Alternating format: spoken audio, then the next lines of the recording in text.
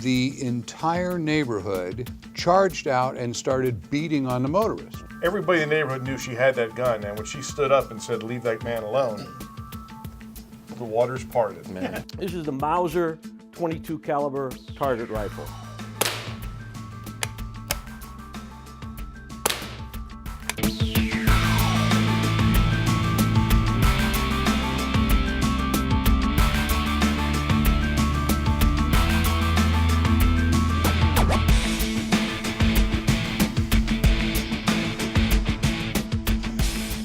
Welcome to Fired Up. Thank you for tuning in.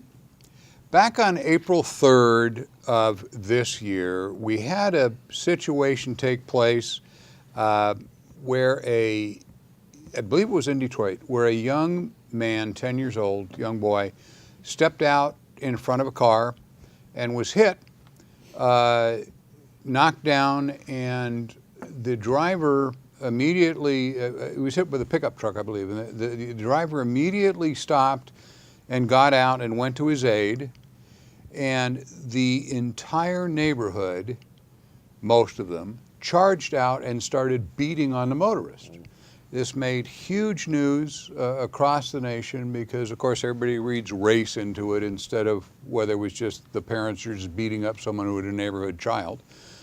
But what was never explained in the news is why the neighbors defending this kid didn't beat the guy to death. I'll tell you why. It's because an armed woman saved his life. A retired nurse who lived across the street, she actually saw the incident, ran over to give aid to the boy. She applied first aid and then realized that there was a commotion going on and that the crowd was beating and kicking the driver of the vehicle that struck the boy just to a bloody pulp, just wailing on him. Well, you know, this is disturbing on a whole bunch of different levels. Yeah. First of all, it was a traffic accident. The type of thing that happens in this country all the time. The motorist did exactly what he should have done. By the way, the police found that the boy was at fault. He ran out right in front of the car. And the motorist came out to render aid. And then he becomes the victim. Yeah. But the nurse is a hero. The nurse is truly a hero. And it was interesting is that she always carries her gun in her purse because according to her, the neighborhood is bad. Yeah. So, you know, you can read whatever you want into that, but she, and it never came out whether or not she actually pulled the firearm, but everybody in the neighborhood knew she had that gun, and when she stood up and said, "Leave that man alone," the waters parted. Man. And, you know, the driver, the police said the driver didn't do anything wrong. It was purely an accident. Right. But he got beaten so bad, they're saying that his recovery is total recovery is going to be highly unlikely. I mean, he is seriously injured. Well, the fact that he made it to the hospital at all is only due to this heroic nurse. She provided him first aid, but more importantly, she caused the beating to stop. Now, whether it's because she showed a firearm, alluded to a firearm, maybe everybody in the neighborhood just knows she goes strapped everywhere she goes and they shouldn't mess with her. She was a force to be reckoned with on this day, and I don't think it's going too far to say she saved this man's life. If she hadn't stopped the beating, he's so injured now with what he did get, it would not be a stretch for him to have died. Oh, not at all. They put him in an induced coma for 2 weeks. There were so many head injuries and so forth. The guy was in terrible shape. And this is a wonderful story of the woman saving his life, and it's a heartwarming story of the boy being okay. What annoys me with the national press, the mainstream media, or whatever they call it, is that nobody mentioned in any of the stories but one local paper, their individual reporter covered this in a neighborhood paper, that the woman being armed stopped the beating. She ran out there and you all get away from him, and they got away. They knew that trouble's coming, and she saved the guy's life.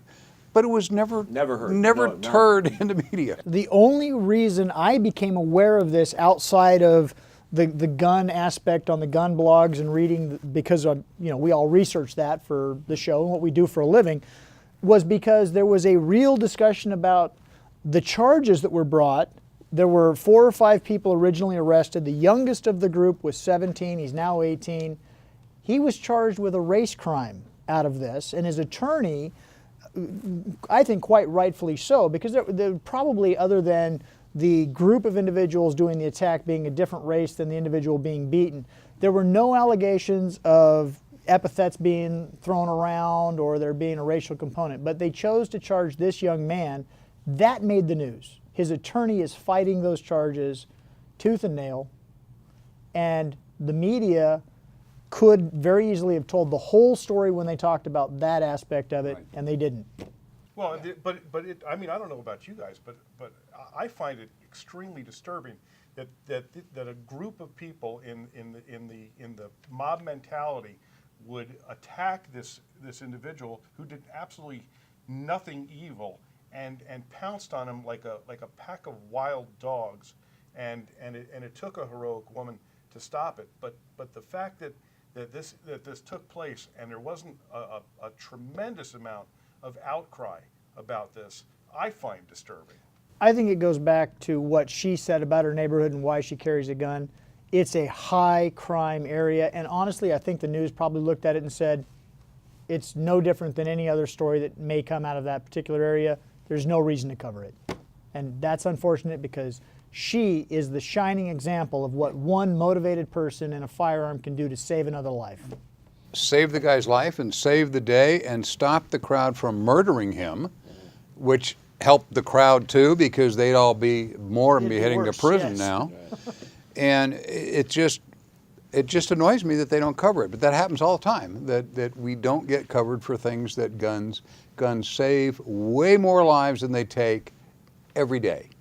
And if the media won't tell you, you won't know unless you watch Fired Up every week. Our panel discussion will continue right after this.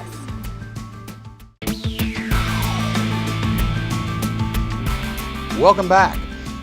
This is a story about one of the hundreds or thousands of self-defense cases that take place every year that you never heard of. It made little in the papers, nothing in the papers nationally, and yet it's a wonderful story of self-defense by a very elderly couple who were able to save themselves because they had a firearm. The couple was a 92-year-old World War II veteran who lived with his 89-year-old wife in the same home for 50 years. Guy comes to his door, who he recognized as being a handyman in the neighborhood, and asked to use the telephone. And the husband, recognizing him and everything, unfortunately let him in the house. Yeah, the 25-year-old man, he said he had just been accepted to college and that his phone was dead, which is, I mean, the people have said, oh, hey, can I come in and use the phone, which is something that, you know, if you knew the guy, he was recognized from the neighborhood, you would think would be okay. He said he needed to use the phone because his cell phone was dead. So he lets him in, and not thinking he's really a threat because, I mean, he's the neighbor that he's been familiar with before. Well, so the kid comes in the house, immediately pulls a knife, holds it to his throat, and demands his money. Now, being the age he is and a World War II veteran, he responded, Quote. "Go to hell," which, you know, is just about sums it up. Well, the wife heard the confrontation and peeked in, saw what was going on, went to the bedroom and grabbed their firearm, and then came in the room confronting the suspect with the weapon, and the suspect, clearly knowing that these were no-nonsense people, made a hasty retreat. And the best thing about this story, I believe, is what the husband said, that it was a good thing that he left when he did, because he was going to get his club and take care of him. Actually, we're doing quotes on this. He said he was going to beat the living crap out of the young man, this 92-year-old guy. The attempted robbery obviously ends perfectly for our side. The victims are safe. The criminal is in jail. They put his bail at $1.5 million, as begets somebody who's going to rob a couple that are in their 90s. It would certainly be a different story if these people didn't have the good sense to have a firearm in their house. Could end it tragically. Yeah, the alternative would have been he actually tries to beat a 25-year-old up and he's 92 years No, old. not going to happen. You know, and that's what I mean. I can see my uncle was 92 years old, and I see the same, you know, World War II vet. I see the same attitude like that. And you know, him and my aunt still live together in a little house, and they're very similar to this same situation. And he's the same mindset. You know, this is the greatest generation, the World War II generation, and I can still see the same mindset that this guy showed. And in my aunt and uncle too, you know, and it's great. It really is. And here it turned out well. No one got hurt. You know, he's still probably living in his 50-year-old house in the same house. And you know, God bless him. You know, I think I'm glad it turned out well for everybody. Yeah, he's seen things. What's he going to be afraid of? Some 25-year-old kid with a little butcher knife or whatever? Like, get out of here. He's been to war. Our panel discussion will continue right after this. Did you miss the show this week? Don't worry. Check us out on our YouTube channel, Fired Up with Bob Irwin.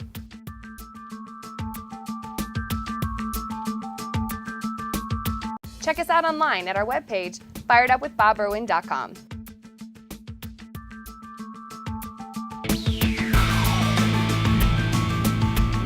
I'm going to tell you, from a criminal defense attorney standpoint, this would not be a case that would be fun to take in front of a jury, because this kid is going to have no jury appeal, and these victims are going to just be the salt of the earth on the stand.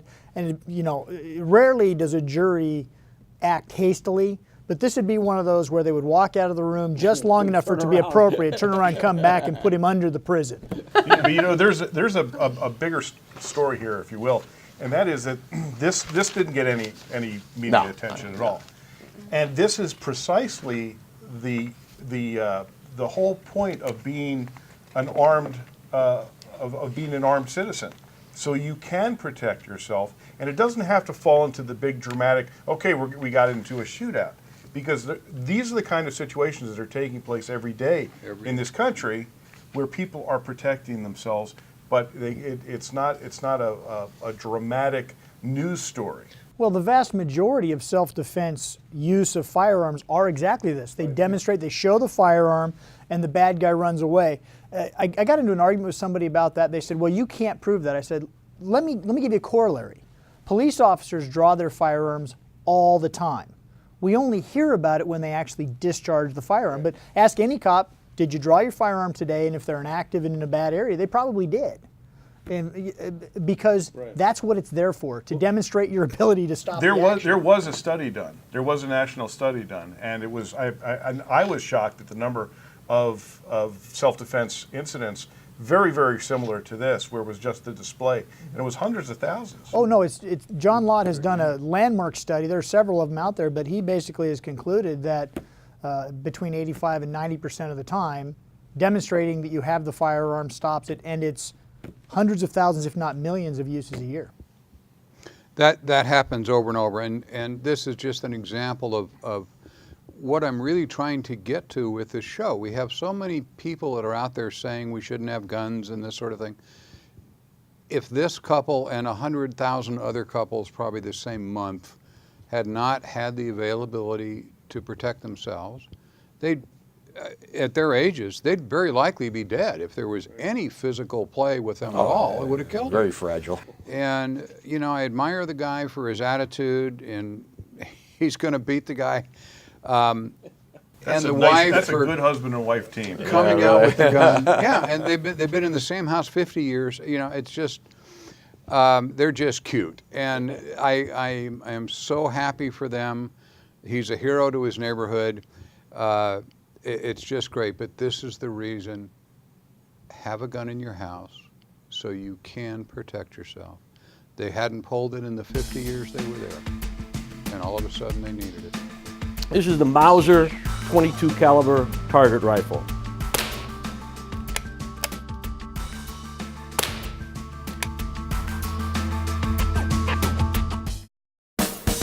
The Gun Store of Las Vegas is your place for the ultimate machine gun experience. With 25 years in the business, 30 individual lanes, and a deep arsenal, we offer you a truly unique thrill that can only come from shooting a high-powered firearm. We offer VIP and corporate packages, Bachelor and Bachelorette group rates, and the best selection of firearms in town. The Gun Store offers free Nevada CCW classes and gun safety programs certified by the NRA. When you're in town, tell them you want to go to the world-famous indoor range, the Gun Store in Las Vegas. On 2900 East Tropicana Avenue. Log on to thegunstorelasvegas.com.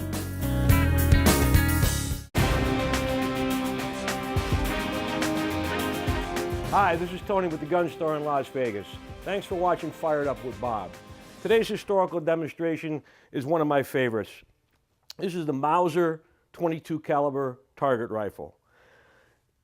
Prior to 1921 in Germany, Mauser never made a 22 caliber rifle. It was considered for target shooting. The 22 was not popular. It was considered like a low-end type target.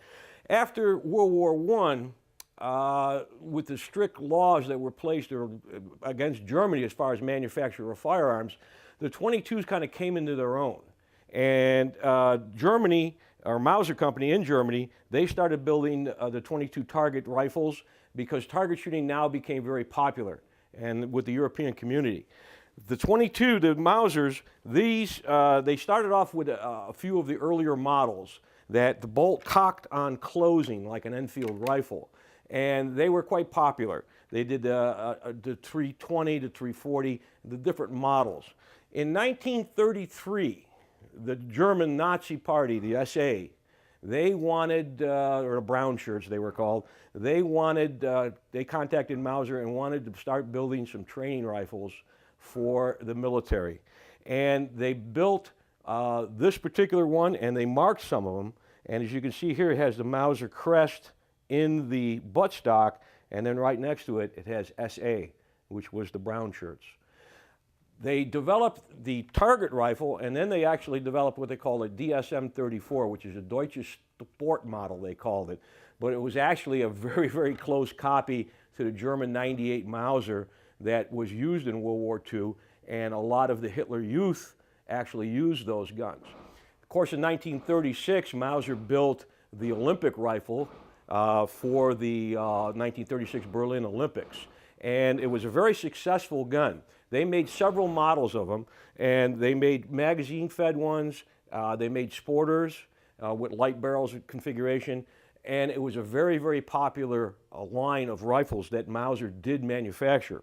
This one here is what they call an ES-340B, and the B is the second Mauser design, and it looks like very similar to a miniature 98 Mauser Action. And this one here was a target rifle. This was the most common one. They made about 178,000 of these. And this one had an interchangeable leaf for the rear sight, and also had an interchangeable front sight. That the front sight you can actually pull the blade out and put different blades in them. So they were very, very popular target rifles. They're extremely accurate. Typical German engineering, they're built very, very well. It's typical, really quality manufacturer. They didn't sell too well in the United States because of their cost. They had to go against Remington and Winchester and with a few of their guns, and the German guns were a little bit more expensive, so they weren't a big seller in the United States. They were sold all over the world. I know when I was in Rhodesia, I found one over there that had British proof on it. And the proofs were made, the guns were imported from Germany to Britain, and then they were proofed and they were sold to a lot of the African safari companies. And it was really unusual that I saw a German 420 Sport model in Rhodesia. The guns had extremely nice triggers on them. They were adjustable to later ones. They used walnut wood, very, very fine quality. Like I said, this is their planar model. They didn't have checkering here. Some of the other models, they had telescoping rear sights that would go on a dovetail. And this one here is grooved for telescopic sights. Germany made the telescopic sights for the guns in various configurations. A lot of the high-quality German Zeiss company made telescopic sights for these, and I do have a few of them at home. They also made, for training purposes, they didn't say it, but it was for the ZF4 scope. They had a scope that mounted on a rail up here, a shorter one, that they used to use for the sniper training. I have a DSM-34 at home myself that not only has the Mauser crest, but also has SS training here. So they had their own training rifles. Very, very accurate gun, and this one here is a single shot. And what's really nice about it is that you don't have to place the round into the chamber. You just lay it in there, close the bolt, and you're ready to go. One thing nice about a single shot rifle, of course, today with the price of .22 caliber ammunition, a box of 50 will go a long way. So we're going to take a few shots with this to show you the accuracy of it. And like I said, they're very, very high quality weapons. All right, we're going to take a few shots with the .22 and see how I do. Again, all you have to do is lay the cartridge in, close the bolt, and you're ready to go.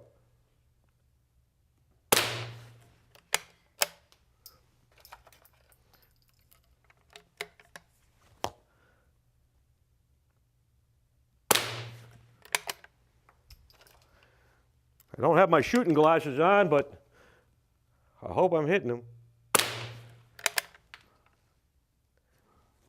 Very pleasant gun to shoot, virtually no recoil.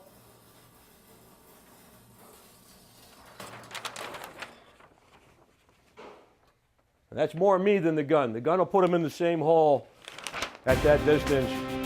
It's more me. Thanks for watching Fired Up with Bob Irwin, coming to you from the gun store in Las Vegas. We'll see you next week.